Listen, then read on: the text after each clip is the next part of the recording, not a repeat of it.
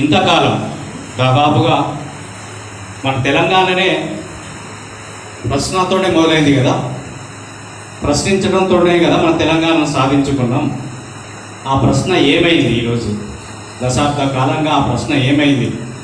ప్రశ్నించడమే నేరమైంది కదా, ప్రశ్నించడమే నేరమైంది.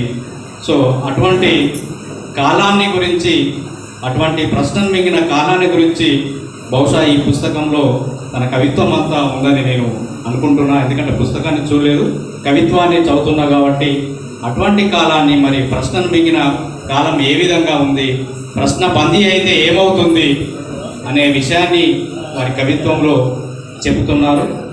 సో ఇంత సందర్భంగా అన్నకు శుభాకాంక్ష తెలియజేస్తూ, ఏంటి ప్రశ్న? నేను ఇటీవల బహుశా 2-3 రోజుల క్రితం ఫేస్బుక్లో ఒక మంచి కార్టూన్ చూశాను నేను.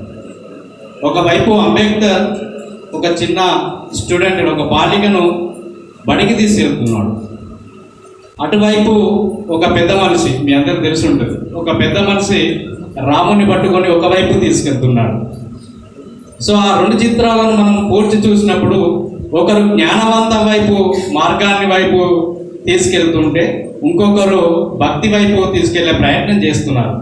ఇక్కడ ప్రశ్న పుట్టాలి, ఇక్కడ ప్రశ్న మనం పుట్టాలి, ఇక్కడ అర్థవంతమైన ప్రశ్న ఏర్పడాలి.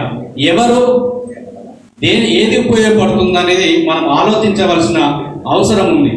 మరి అటువంటి ప్రశ్నించే తత్వం ఉన్న బసవేశ్వరన్నకు ఈ సందర్భంగా శుభాకాంక్షలు తెలియజేస్తున్నాను. Thank you very much.